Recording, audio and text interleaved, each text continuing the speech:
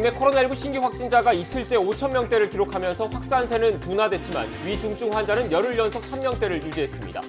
오미크론 감염 확산 우려가 커지는 가운데 오늘부터 3시간에서 4시간 안에 확진 여부를 판별할 수 있는 검사가 도입됐습니다.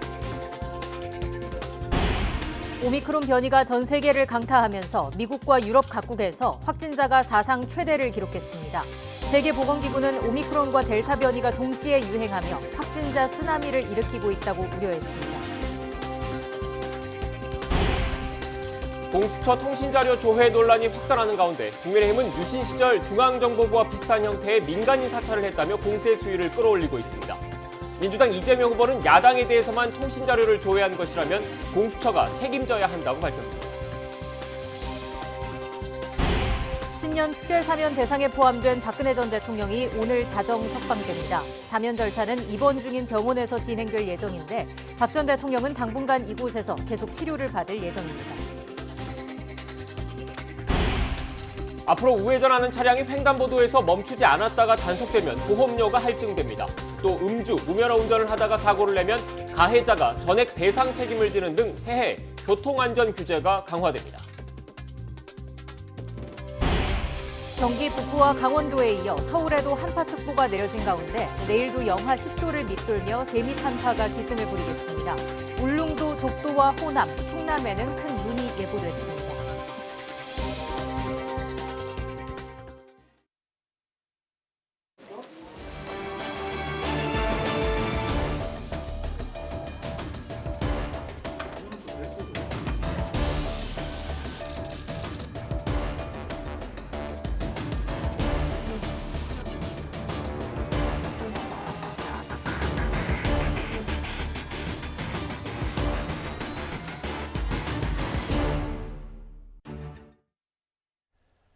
시청자 여러분, 안녕하십니까? 뉴스앤 이슈 시작합니다. 신규 확진자는 어제에 이어서 오늘 또 5,000명대를 기록했습니다. 위중증 환자는 10일 연속 1,000명대를 유지했습니다. 취재기자 연결합니다. 최명신 기자. 네, 최명신입니다. 네, 신규 확진자 수 오늘도 5,000명대라고요. 네, 오늘 0시 기준 코로나19 신규 환자는 5,037명입니다. 어제보다 372명 줄었습니다. 일주일 전인 23일과 비교하면 1,880명이 줄면서 확진자 감소세가 이어졌습니다. 고령층을 중심으로 3차 접종이 가속화하고 이달 들어 강화된 방역 조치가 적용되면서 유행 증가세도 주춤하고 있습니다. 하지만 위중증 환자는 여전히 줄지 않고 있습니다. 위중증 환자는 1,145명으로 역대 최다치를 기록한 어제보다는 6명 적지만 코로나19 사태 이후 두 번째로 많은 숫자를 기록했습니다. 위중증 환자가 1,000명을 넘기기는 열흘 연속입니다. 어제 30명대까지 떨어졌던 사망자는 다시 70명대로 늘었습니다. 신규 환자 감염 경로를 보면 국내 발생이 4,930명, 해외 유입 사례가 107명입니다. 국내 발생을 지역별로 보면 수도권에서 3,453명으로 전체의 70%를 차지해 여전히 유행을 주도하고 있습니다. 국내 오미크론 변이 감염자는 67명 늘어 누적 625명입니다. 신규 감염자 가운데 해외 유입이 41명, 국내 감염이 26명입니다. 어제 오후 5시 기준 수도권 중환자 전담 병상 가동률은 하루 전보다 9.9%포인트 떨어져 68.6%를 기록했습니다. 전국 중환자 병상 가동률도 67.4%로 전날보다 7.5%포인트 떨어졌습니다. 코로나19 확산세가 둔화하면서 병상 배정도 대기자 없이 곧바로 이루어지고 있습니다. 방역당국은 오늘 0시 기준 수도권과 비수도권에서 입원과 생활치료센터 입소를 기다리는 환자는 없다고 밝혔습니다. 지금까지 사회부에서 YTN 최명신입니다. 네, 앞서 전해드린 것처럼 국내 오미크론 변이 감염자는 하루 사이에 60명 넘게 추가됐습니다. 누적 확진자가 600명을 넘는 등 빠르게 퍼지고 있습니다. 오늘부터는 새로 개발된 신속 확인 PCR 시약이 각 지자체에 도입되는데 오미크론 확진 여부를 빨리 알 수 있게 돼 감염 규모도 그만큼 더 커질 것으로 보입니다. 현장에 나가 있는 취재기자 연결합니다. 홍민기 기자. 네, 서울광장 임시선별검사소 앞에 나와 있습니다. 네, 오미크론 변이가 빠르게 확산하고 있는데 그곳에도 검사를 받으러 온 사람들이 많습니까? 네, 제가 나와 있는 이곳 선별진료소는 오늘 오전 9시부터 문을 열었습니다. 이제 문을 연 지 2시간 정도 됐는데 벌써 100명 넘는 시민들이 이곳을 찾았습니다. 최근 이곳에서 검사를 받는 사람은 하루 평균 2,000명 정도입니다. 최근 코로나19 확산세가 조금 주춤했지만 혹시나 하는 마음에 검사를 받는 사람도 적지 않다는 게 진료소 의료진의 설명입니다. 오미크론 변이 바이러스도 빠르게 늘고 있는데요. 지금까지 국내에서 모두 625명이 감염된 것으로 확인됐습니다. 미국과 케냐 등 해외 유입 사례가 41명, 국내 감염 26명 등 하루 사이에 67명이 늘었는데요. 전파 속도도 빨라지고 있어서 얼마 뒤엔 델타 변이를 제치고 새로운 우세종이 될 거라는 게 방역당국의 예상입니다. 오늘부터는 전국 권역별 대응센터 5곳과 각 시도 보건환경연구원 18곳에 새로 개발된 신속 확인 PCR 시약이 도입됩니다. 지금까지는 각 지자체에서 채취한 검체를 질병관리청으로 보내 변이 여부를 검사했는데 결과가 나오기까지 길게는 닷새 정도가 걸렸습니다. 하지만 신속 확인 시약이 도입되면 오미크론 변이 감염 여부를 서너 시간 만에 알 수 있게 됩니다. 이에 따라 감염자 집계도 감염 의심 사례와 확정 사례를 나누던 방식에서 확정 사례 위주로 바뀔 예정인데요. 변이 바이러스 감염 여부를 더 빠르게 알 수 있게 되지만 검사 건수가 늘어나는 만큼 감염자도 더욱 증가할 것으로 보입니다. 알파, 베타, 감마, 델타 변이에 오미크론 변이까지 모두 5가지 변이 바이러스를 한 번에 판별할 수 있는 시약이 개발된 건 이번이 처음인데요. 방역당국은 새 시약으로 해외에서 유입된 코로나19 확진자는 물론 오미크론 감염자와 접촉한 역학적 관련 사례들도 함께 분석할 예정입니다. 지금까지 서울광장 임시선별검사소에서 YTN 홍민기입니다. 네, 지금까지 국내 상황 전해드렸는데요. 오미크론 변이 전 세계에서도 확산하면서 최근 7일간 하루 평균 확진자 수가 93만 명에 이르는 전례 없는 폭증을 기록했습니다. 세계보건기구 WHO는 오미크론과 델타 변이가 동시에 유행하며 확진자 쓰나미를 일으키고 있다고 우려했습니다. 김형근 기자의 보도입니다. 성탄절을 전후한 22일부터 28일까지 최근 7일간 전 세계 코로나19 신규 확진자는 665만 명, 하루 평균 93만 명꼴로 코로나19에 감염된 셈입니다. 지난 4월 말 81만 명을 기록했던 최다 기록을 훌쩍 뛰어넘었습니다. 확산세의 진원지는 유럽입니다. 최근 7일간 하루 평균 51만 명의 확진자가 쏟아져 나왔습니다. 세계보건기구 WHO는 델타와 오미크론 변이가 동시에 유행하며 확진자 쓰나미를 일으키고 있다고 우려했습니다. Delta and Omicron are twin threats that are driving up cases to record numbers, which again is leading to spikes in hospitalizations and deaths. 그러면서 이 같은 폭발적인 확산이 의료 체계에 엄청난 압박을 가할 것이라고 경고했습니다. 밀려드는 환자를 감당하지 못해 붕괴 직전까지 내몰릴 수도 있다는 겁니다. 또 오미크론이 델타 변이보다 덜 치명적이라는 생각이 이런 상황을 더 키울 수 있다고 우려했습니다. We don't want people to be complacent, saying this is not severe, this is mild, and we have to be very careful in that narrative. WHO는 오미크론이 매우 빠르게 움직이고 있으며 여전히 위험한 존재라며 백신 접종 외에도 의료 체계를 보호하기 위한 방역 조치가 필요하다고 강조했습니다. YTN 김영근입니다. 네, 코로나19 확산세, 특히 유럽의 상황이 심각하죠? 네, 그렇습니다. 프랑스의 1일 확진자가 20만 명을 넘은 가운데 유럽 각국은 백신 접종률을 더 끌어올리기 위해서 안간힘을 쓰고 있습니다. 보도에 이상순 기자입니다. 20만 8천 명, 현지 시각으로 29일 프랑스가 밝힌 전날 하루 확진자입니다. 프랑스는 물론 유럽 전체에서 사상 최다 기록입니다. J'ai fait un rapide calcul avant de vous rejoindre. Ça veut dire que 24 heures sur 24, jour et nuit, toutes les secondes dans notre pays, plus de 2 Français sont diagnostiqués positifs au coronavirus. 베랑 보건장관은 여전히 백신을 거부하는 500만 명이 감염 위험성이 가장 높다면서 백신 접종을 호소했습니다. 프랑스 하원은 내년 1월 15일부터 식당과 영어관 등 다중이용시설에 들어갈 때는 백신 증명서를 제시하도록 하는 법안을 심의했습니다. 영국도 하루 확진자 기록을 하루 만에 갈아치웠습니다. 18만 3천여 명이 새로 감염됐습니다. 영국은 일단 3차 접종, 부스터샷을 독려하고 있습니다. I've talked to doctors who say the numbers are running up to 90% of people in intensive care who are not boosted. If you're not vaccinated, you're 8 times more likely to get into hospital altogether. 유럽 곳곳에서 기록적인 확진자가 쏟아지고 있지만 실제는 훨씬 더 많을 것이란 추측입니다. 증상이 있건 없건 검사를 받지 않는 경우가 많기 때문입니다.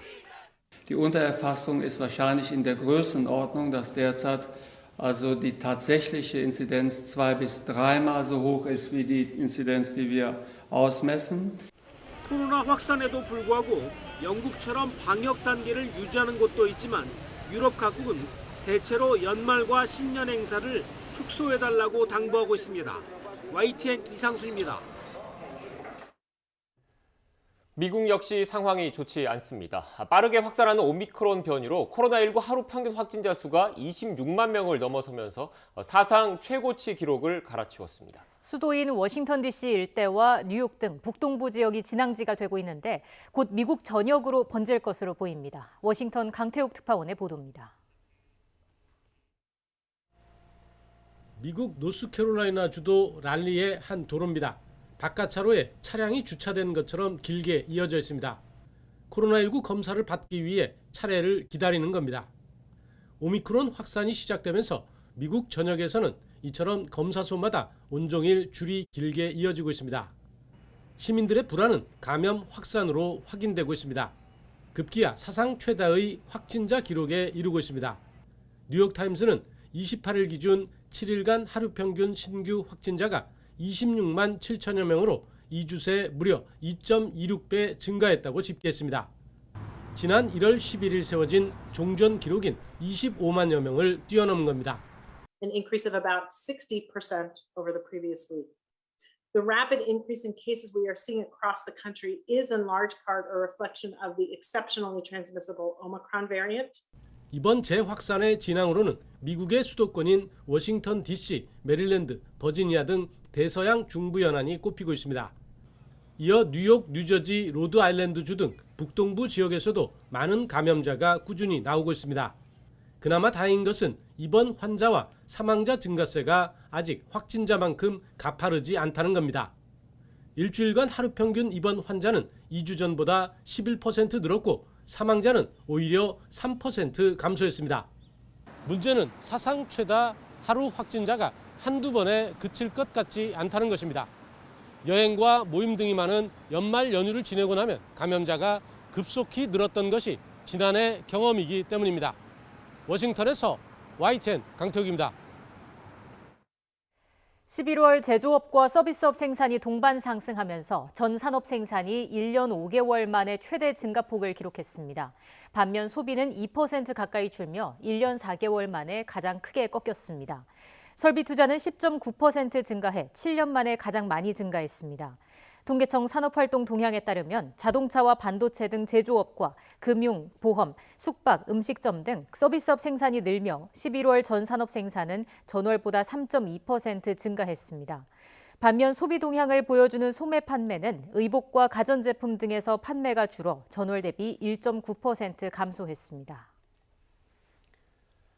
정부가 해운과 항만업계 관련 코로나19 지원책을 내년까지 이어가기로 했습니다. 정부는 오늘 홍남기 부총리 주재로 비상경제 중앙대책본부 회의를 열고 항만 사용료와 터미널 임대료 감면 조치를 내년 6월까지 6개월 연장한다고 밝혔습니다. 또 8천억 원 규모의 해운업 긴급 경영 안정자금 등 금융 지원 조치도 1년 연장합니다. 이와 함께 내년 3월까지인 여행, 관광, 숙박업 등 14개 특별고용 지원 업종 지정 조치는 내년 1분기 안에 연장 여부를 검토하기로 했습니다.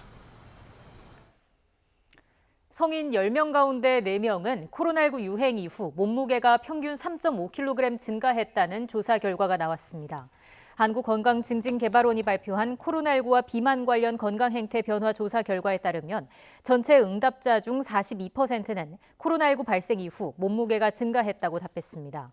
개발원은 전국 만 19세 이상 성인 남녀 1,000명을 대상으로 코로나19 유행 이전인 2020년 1월과 2021년 10월 현재를 기준으로 식생활 행태와 신체 활동, 정서 상태, 비만 인식도 등을 조사해 이 같은 결과를 얻었습니다. 체중이 증가한 가장 큰 이유로는 일상생활 활동량 감소라는 응답이 52.1%를 차지했고, 다음으로는 운동하는 경우가 감소해서가 34.3%, 시기에 변화가 생겨서가 13.6%로 뒤를 이었습니다. 신년 특별 사면 대상에 포함된 박근혜 전 대통령이 오늘 자정 석방됩니다. 사면 절차는 박 전 대통령이 입원하고 있는 병원에서 진행될 예정인데요. 박 전 대통령은 석방 이후에도 당분간 입원 치료를 받게 됩니다. 취재기자 연결해서 보다 자세한 내용 알아보겠습니다. 김경수 기자. 네, 사회부입니다. 네, 박 전 대통령 사면 절차 어떻게 진행되는 겁니까? 네, 박근혜 전 대통령은 사면 효력이 발생하는 31일 0시, 그러니까 오늘 자정 무렵에 풀려납니다. 서울구치소에서 수감 생활을 해왔던 박 전 대통령은 건강 문제로 현재 삼성 서울병원에 입원 중입니다. 오늘 밤 서울구치소 직원이 박 전 대통령에게 사면증을 전달하고 자정 무렵 병실에 상주하던 개호 직원들이 철수하면 사면 절차는 완료될 예정입니다. 2017년 3월 구속된 이후 4년 9개월 만에 풀려나는 거지만 박 전 대통령이 모습을 드러낼지는 불투명합니다. 네, 지난달 말에 입원한 박 전 대통령은 최소 내년 2월 초까지는 입원 치료를 받아야 하는 것으로 알려졌는데요. 그만큼 건강 상태가 좋지 않다는 건데 이번 특별사면에서도 이 부분이 중요하게 고려됐습니다. 어제 법조기자 간담회에서 박범계 법무부 장관은 박 전 대통령의 소견서를 다시 봤더니 소견서 정도가 아니라 진단서였다며 그동안 어떻게 치료받았는지 등의 내용이 보태져 사면에 이르게 됐다고 설명하기도 했습니다. 박 전 대통령이 입원 치료를 마친 뒤에는 어디에 머물지도 관심입니다. 박 전 대통령은 현재 거처가 없는 상태입니다.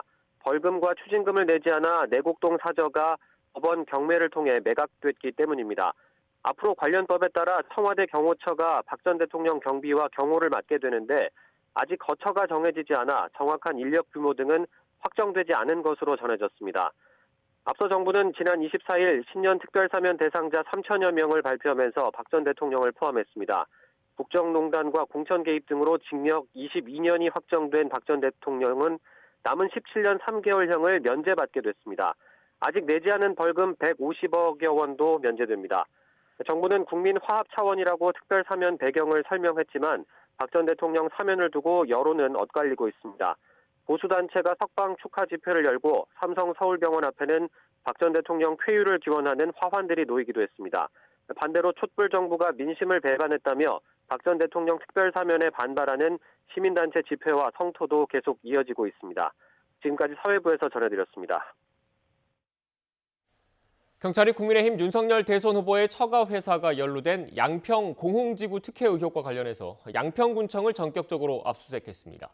앞서 시민단체가 낸 고발장을 낸 지 한 달여 만에 첫 강제 수사에 착수한 겁니다.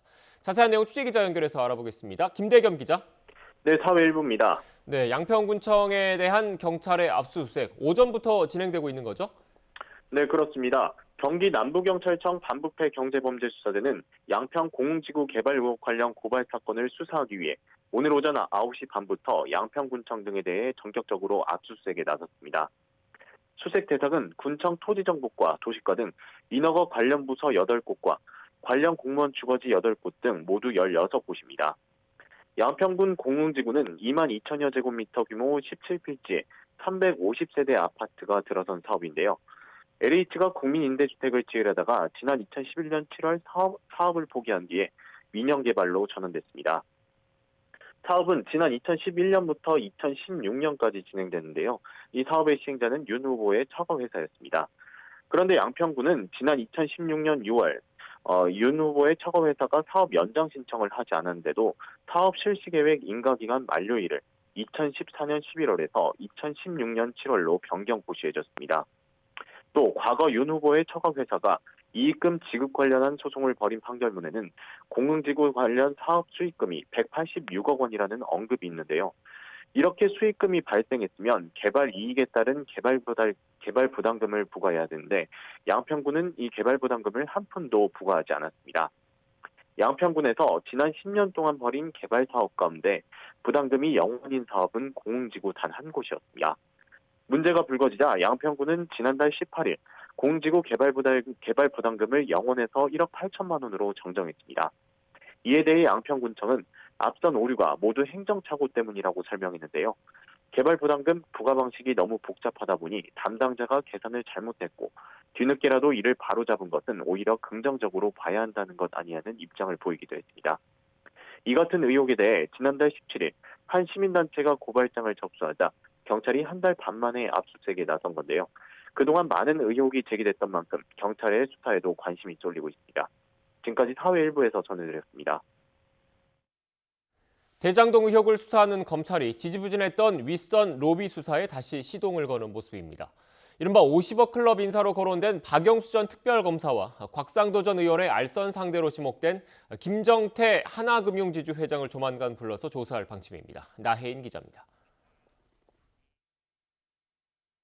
검찰 대장동 전담수사팀이 화천대유에서 거액을 받거나 약속받았다는 50억 클럽 수사에 다시 속도를 내고 있습니다.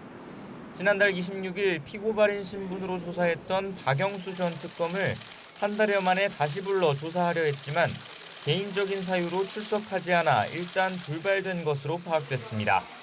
조만간 재소환 일정을 다시 확정할 예정입니다.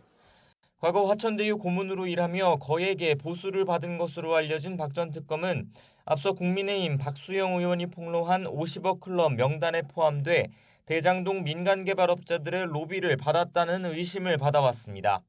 박 전 특검의 딸 역시 화천대유에서 근무하며 대장동 아파트를 특혜 분양받았다는 의혹을 받고 있습니다. 박 전 특검은 정상적으로 지급된 고문료 외에 다른 금품을 받은 사실이 없다는 입장이지만 검찰은 화천대유와의 대가 관계를 의심하고 있습니다. 검찰은 이 밖에도 또 다른 50억 클럽 의혹의 핵심 인물 곽상도 전 의원의 알선 수재 혐의와 관련해 김정태 하나금융지주 회장을 조만간 참고인 신분으로 불러 조사할 것으로 알려졌습니다. 앞서 한 차례 기각된 곽 전 의원의 구속영장 재청구를 앞두고 막판 보강조사 차원으로 풀이됩니다. 검찰은 지난 2015년 곽 전 의원이 김만배 씨 청탁에 따라 화천대유가 참여한 하나은행 컨소시엄이 무산되지 않도록 김 회장 측에 영향력을 행사했다고 보고 있습니다. 곽 전 의원 아들이 화천대유에서 받은 50억 원은 그 대가라는 건데 김 회장을 상대로 실제 청탁이 있었는지 확인할 방침입니다. 검찰은 또 대장동 개발 당시 성남시 윗선 수사의 핵심 인물로 지목된 정진상 민주당 선대위 부실장의 소환 일정도 조율하고 있는 것으로 전해졌습니다. 곽 전 의원의 영장이 기각된 뒤 성남도시개발공사 임직원들의 잇따른 사망으로 사실상 제자리 걸음이었던 윗선 로비 수사에 다시 속도가 붙을지 주목됩니다. YTN 나혜인입니다.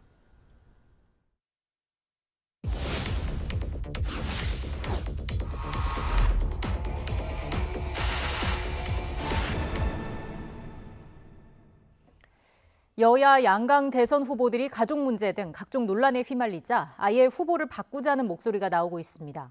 현 시점에서 대선 후보를 교체하거나 경선에서 탈락한 후보가 무소속으로 출마하는 게 가능한 일인지 따져봤습니다. 팩트와이 신지원 기자입니다. 현재 대선 후보들은 다 싫다. 다시 출마해달라.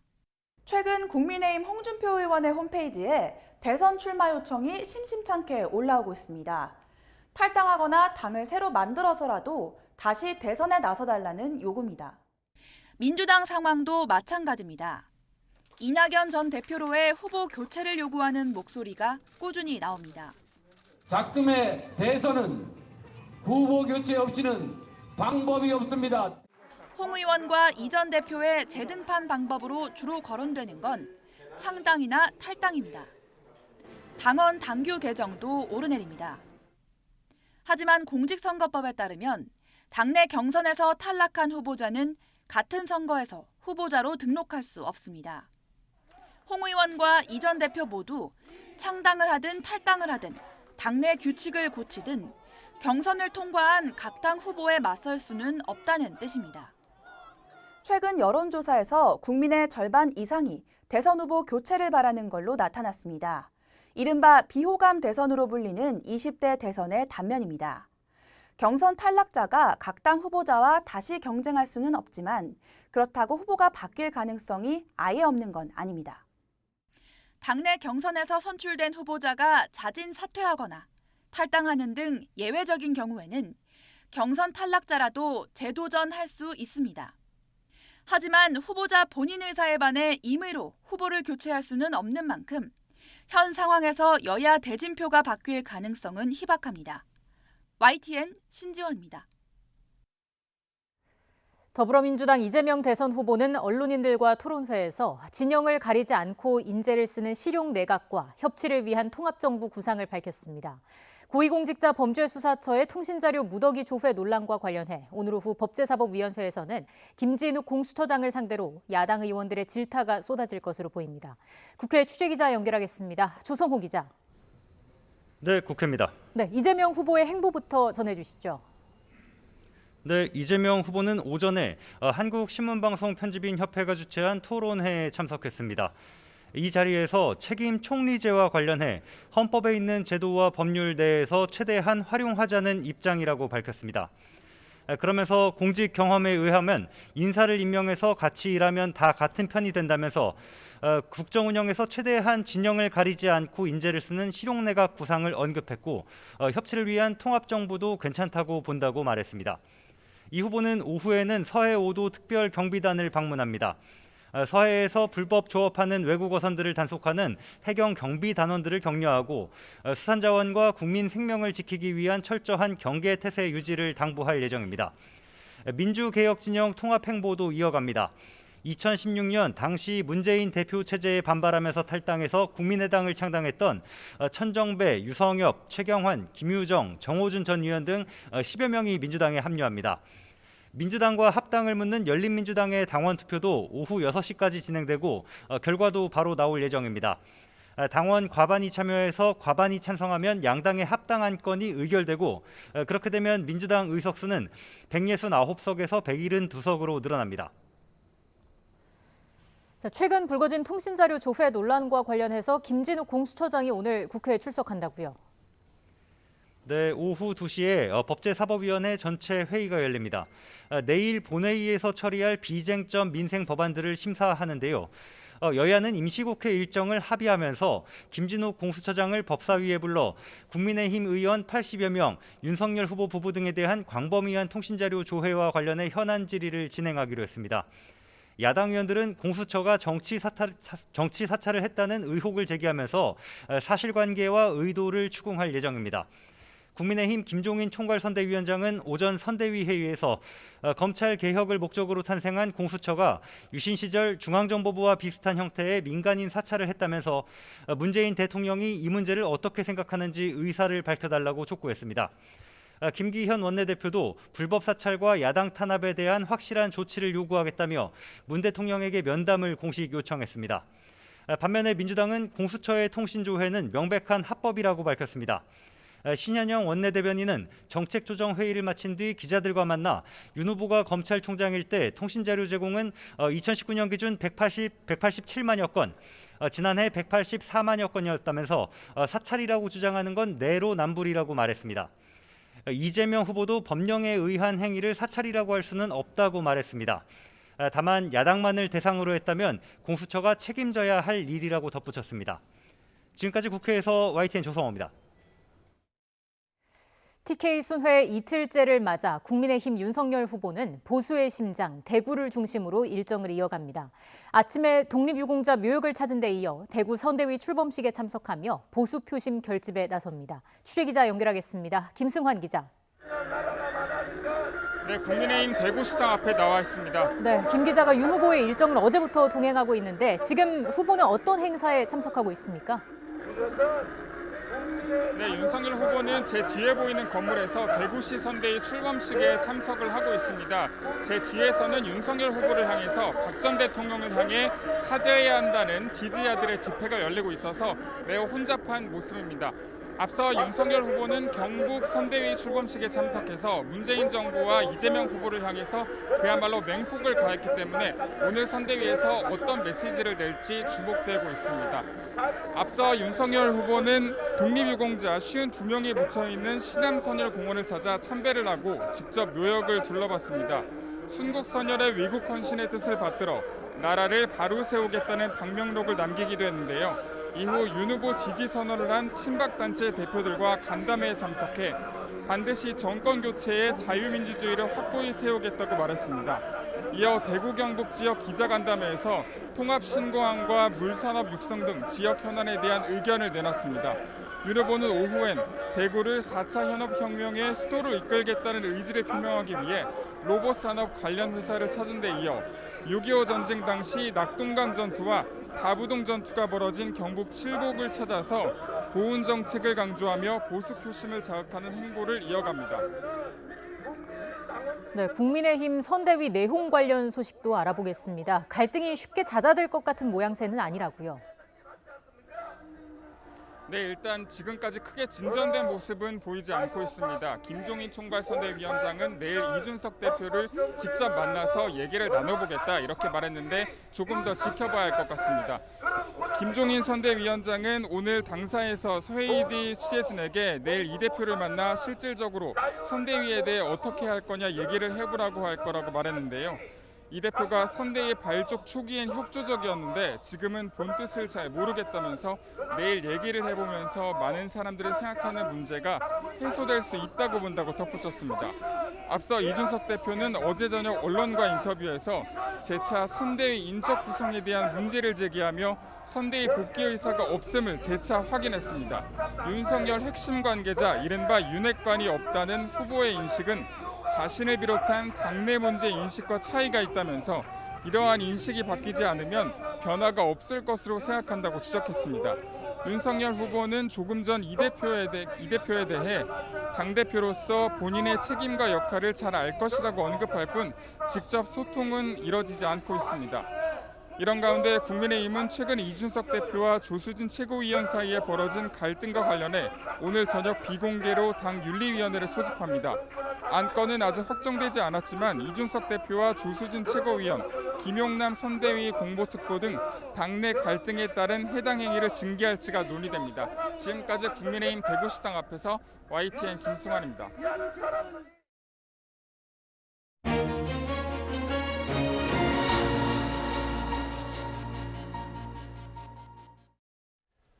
검찰 권력을 견제하겠다며 출범한 고위공직자범죄수사처.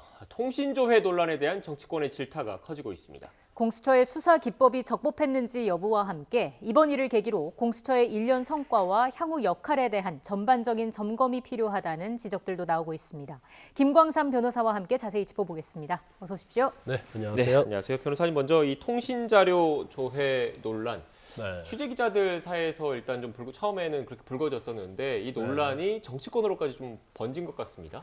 예, 근데 일단 이 공수처 수사를 하면서 특히 아마 공소장 유출할지 이성윤 전 중앙지검장의 황제 수사, 여러 가지 수사를 하고 있겠는데 요새 이제 언론 기관과 관련된 사람만 해도 이 통신 자료 조회를 언론기관 한 290명, 네. 그리고 이제 야당 정치인, 여기 윤석열 후보까지 포함이 되어 있습니다. 김건희 씨까지. 그래서 한 411명이에요. 그런데 지금 나온 것은 이 정도인데 수사와 관련해서 통신 자료 조회를 할 때 사실은 하고 나면 본인에게 통보하지 않아요. 그럼 본인이 알아봐야 하거든요. 그러면 지금 나온 게 이 정도 된다고 한다면 결국 공수처에서 통신 조회한 것이 적어도 1,000명 이상 넘을 가능성이 크다 이렇게 봅니다. 예. 그래서 사실 수사의 자체, 특히 강제 수사를 할 때는 이제 영장을 발부받지 않습니까? 그러면 영장 발부받은 걸 근거로 수사를 하려고 하면 필요한 범위 내에서 최소한으로 하는 게 맞아요. 왜냐하면 사실 관련되지 않는 사람이 어떤 개인적인 인적 사항이랄지 정보 같은 것이 수사기관에 들어가면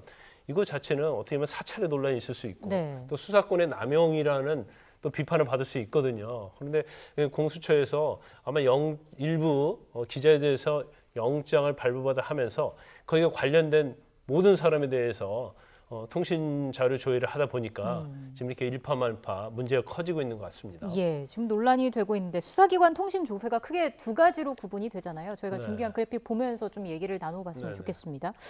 일단 이게 어떤 방식으로 어떻게 이루어지는지 각각 좀 설명을 해주시죠. 일단 통신 자료하고 통신 사실 확인 자료를 이렇게 나눌 수가 예. 있어요. 그래서 통신 자료는 전기통신사업법에 적용을 받습니다. 그래서 수사 대상자의 어떤 인적사항, 그러니까 그게 누구고 가입한 사람이 누구고 주민번호, 주소, 뭐 이런 것들을 알 수 있어요. 그러니까 뭐 아주 내용이 깊게 들어가는 건 아니에요. 네. 그래서 영장 없이 전기통신사법에 의하면 수사의 필요성에 의해서 이동통신사에 요구를 하면 이동통신사가 거기에 의해서 이 내용을 다 주는 거죠. 네. 그런데 통신사실 확인 자료는 통신비밀보호법에 적용을 받아요. 통신비밀보호법은 다 아시다시피 도청, 감청 이와 관련된 걸 규율하는 법이거든요.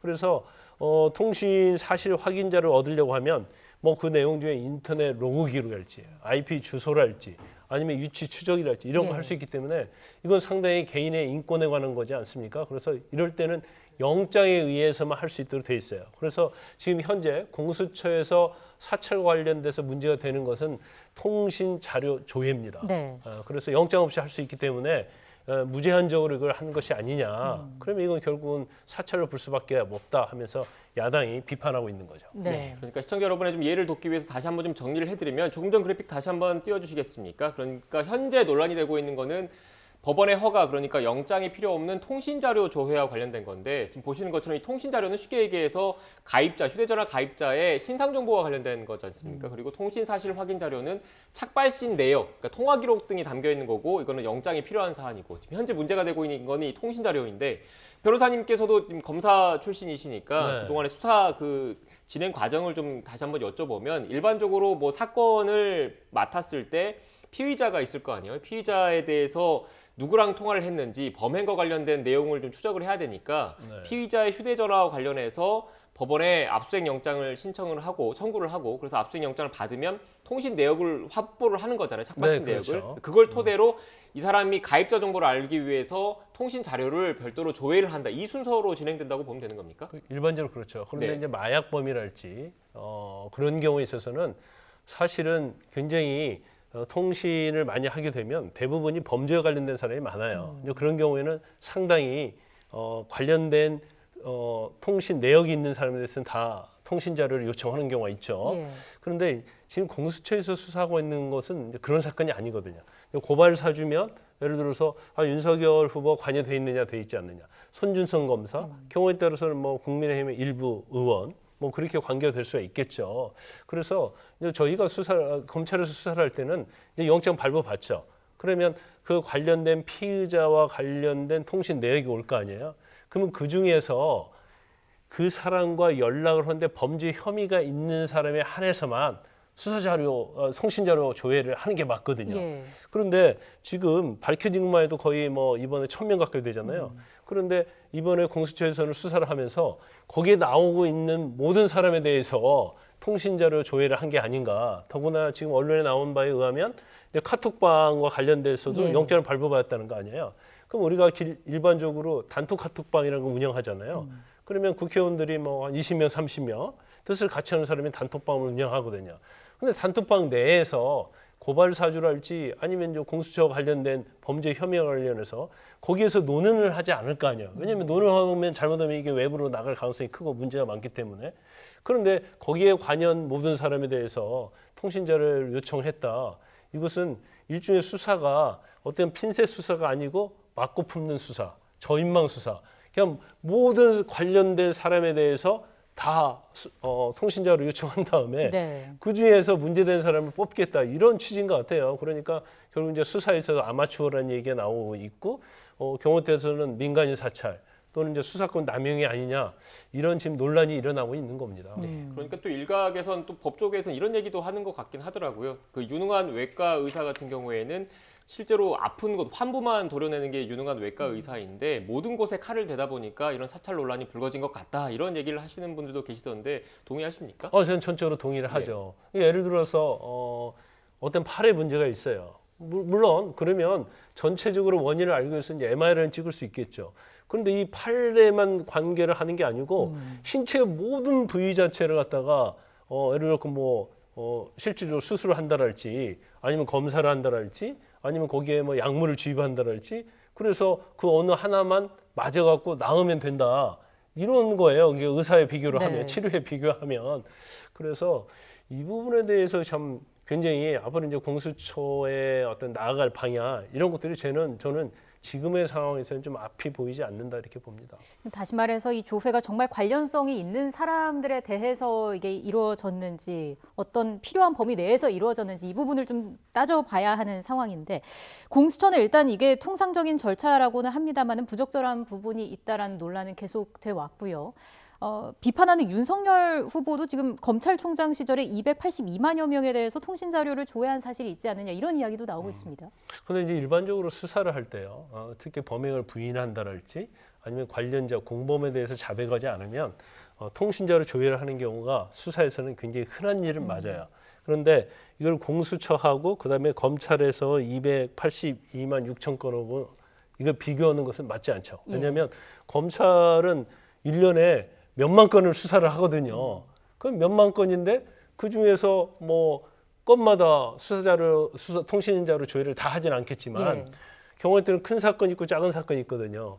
그렇기 때문에 전체 검찰청에서 이루어진 수사 자료 조회고 그리고 범죄 건수가 굉장히 많겠죠. 그렇지만 공수처에서 수사하고 있는 것은 지금 한 24건 정도 되거든요. 네. 그리고 특히 야당과 관련된 거, 또 언론과 관련된 것이 사실 몇 건 되지 않아요. 아마 3, 4건, 4, 5건 되는데 그 4, 5건 가지고 이렇게 통신자료 조회를 많이 했다는 것은 충분히 어떤 수사권의 남용 아니면 어떤 수사에 있어서 어떤 영장에 대한 잘못된 이해 이런 거에 비판받을 수 있는 거죠. 네, 그러니까 그 검찰이 맡고 있는 사건의 규모, 숫자 그리고 공수처가 맡고 있는 사건의 규모 그리고 전체적인 공수처와 검찰의 규모를 그 차이가 워낙 크기 때문에 단순 비교하는 게 좀 어렵다라는 말씀이신 것 같은데 일단 이런 어떻게 보면 정치적인 정쟁적인 요소를 배제를 하고 일반 국민의 입장에서 놓고 봤을 때는 이게 어떻게 보면 기본권과 관련된 부분일 수도 있는 거지 않습니까? 그런데 이 통신자료 조회라는 게 영장 없이도 수사기관이 공수처든 검찰이든 가리지 않고 들여다볼 수 있고 또 당사자한테 통보도 하지 않는 거기 때문에 기본권이 침해된다라는 이런 우려를 충분히 할 수 있을 것 같다는 생각이 들어요. 그래서 이 관련 법 개정에 대한 논의가 그동안에 좀 있었던 것 같은데 이렇게 지지부진했던 이유는 뭡니까? 이 논란이 굉장히 많았죠. 네. 그래서 원칙적으로 유럽이나 미국에서는 이 통신자료 조회를 할 때 영장에 의거해서 하도록 그렇게 규정이 돼 있는 걸 저는 알고 있거든요. 네. 그런데 통신자료 조회 자체는 어떻게 보면 수사기관의 편의적인 그런 측면이 있다고 봐요. 그래서 사실 이전에도 영장에 의해서 통신자료 조회를 해야 한다는 주장이 굉장히 강했고요. 지금 여당도 야당일 때 굉장히 그런 주장을 많이 했어요. 그럼에도 불구하고 그게 관철이 되지 않았고 만에 하나 영장에 의해서 하지 못한다고 하면 적어도 자기에 대한 통신자료가 조회가 됐다고 한다면 이동통신사에서 당연히 의무적으로 본인에게 통보하도록 되는 그런 법 규정도 마련돼야 하는데 그게 마련돼 있지 않단 말이에요. 그래서 개인의 인권이 굉장히 사각지대에 있다고 볼 수 있고 가장 근본적으로 이걸 막는 방법은 결국 영장에 의해서 할 수 있도록 해야 하거든요. 그래서 이 부분에 대해서 이미 헌법재판소에 소원 제기가 돼 있어요. 그런데 헌법재판소가 지금 5년이나 됐는데도 이 결정을 미루고 있거든요. 저는 뭐 제가 볼 때는 헌법재판소도 이러한 부분으로부터 자유롭지 못하다. 네. 그리고 당연히 저는 개인적으로 볼 때 헌법재판소에서 이 부분에 대해서 결정을 한다고 하면 결국 위헌 그리고 당연히 영장에 할 수 있도록 하는 그런 결정이 나올 수밖에 없다. 저는 그렇게 봅니다. 네. 공수처 그리고 검찰 이런 수사기관의 그런 그 각 기관별 입장을 떼놓고 일단 모두 다 이런 어떻게 보면 낡은 수사 관행으로 볼 수 있는 부분이 아니습니까? 이 부분에 대한 반성이 필요하다는 말씀이셨던 것 같은데 제가 추가적으로 하나 더 질문을 드리면 일단 이렇게 통신자료 조회 전에 일단 그 착발신 내역을 확인하기 위해서는 통신사실 확인 자료를 지금 받아야 되고 그 전에 법원으로부터 영장을 받아야 되는 거지 않습니까? 법원의 허가를 얻어야 되는 거지 않습니까? 그런데 또 일각에서는 그 얘기를 하더라고요. 법원 역시 이 책임에서 자유로울 수는 없는 것 아니냐. 그러니까 수사기관의 이런 영장 청구에 대해서 면밀하게 보지 않고 어떻게 보면은 그냥 업무 처리 방식 가운데 하나로 편의적으로 그냥 쉽게 발급해 준 것 아니냐 이런 지적을 하시는 분들도 계시던데요. 저는 그 부분도 일리가 있다고 봐요. 그러니까 법원에서 인신 구수에 관한 영장이 있고요.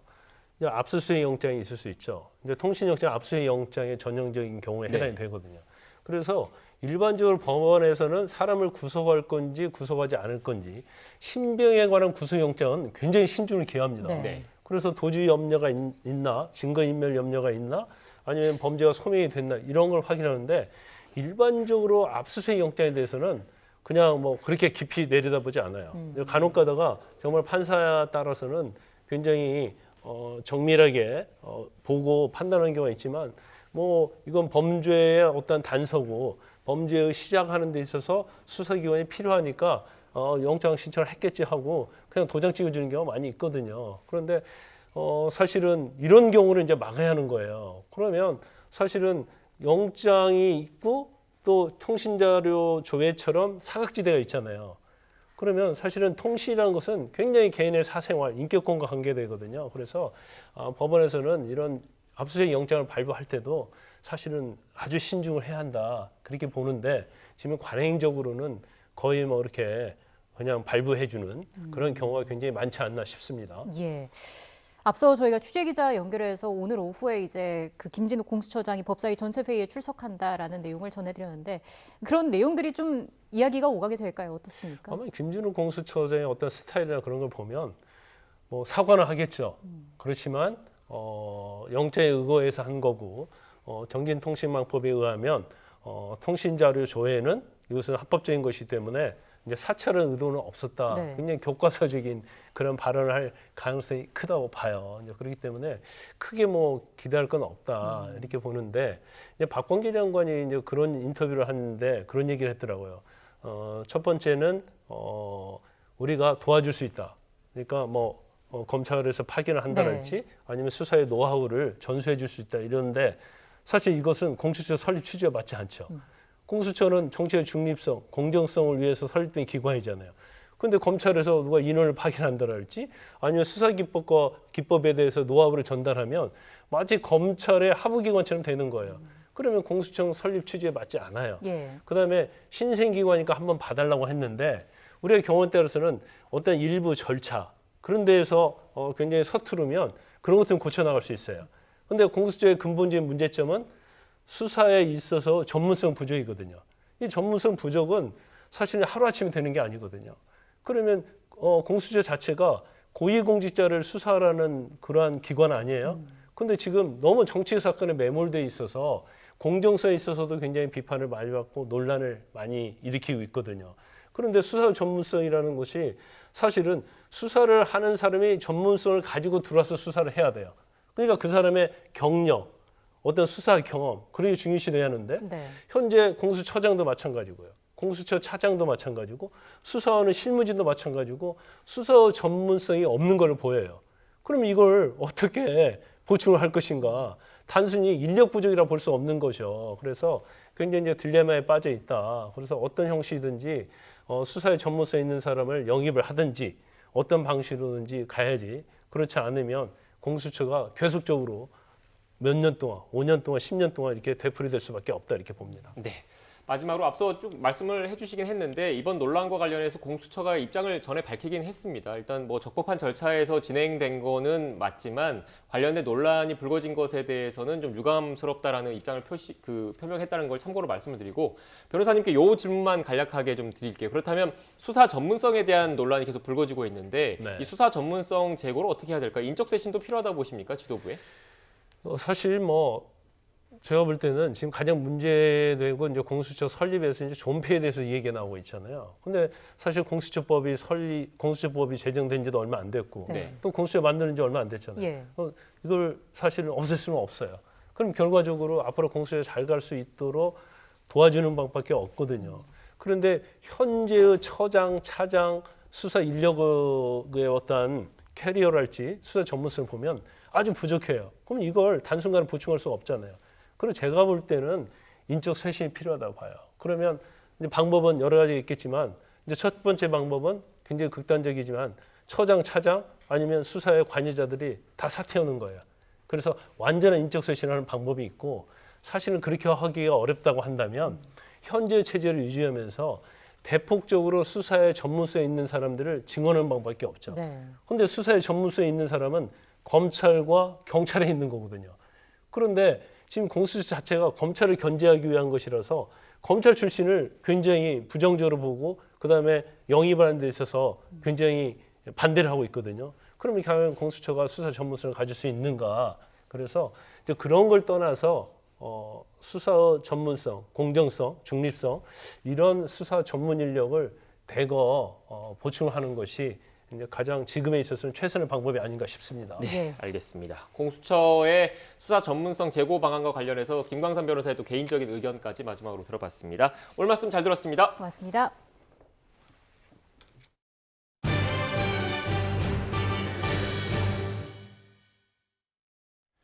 수년 동안 연극 배우를 따라다니며 스토킹한 40대 여성이 경찰에 붙잡혔습니다. 서울 해와경찰서는 스토킹 처벌법 위반 혐의로 48살 여성 권모 씨를 체포해서 수사하고 있습니다. 권 씨는 어젯밤 10시쯤 서울 해화동에서 연극 배우인 40대 남성을 신고 장소인 파출소까지 쫓아가는 등 스토킹한 혐의를 받고 있습니다. 권 씨는 지난 2016년 7월부터 5년 넘게 피해 남성에게 지속해서 문자를 보내고 극장 앞에서 기다리며 스토킹한 것으로 드러났습니다.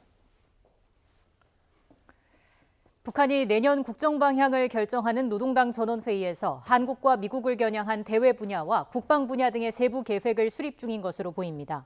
조선중앙통신은 전원회의가 어제 사흘째 진행됐다면서 부문별 분과들이 전체 회의에 제기할 결정서 초안을 진지하게 연구 토의하고 있다고 보도했습니다. 통신이 분과들을 구체적으로 명시하지는 않았지만 김영철 통일전선부장, 김성남 국제부장, 리선권 외무상이 주관하는 분과위원회 회의 장면이 포착돼 북한이 대남, 대미 등 대외정책 전반을 논의 중인 것으로 분석됩니다. 또 군과 군수 공업 분야도 각각 회의를 열어 전략무기 개발 목표 등 국방계획 세부 이행 방안을 마련하는 것으로 관측됩니다.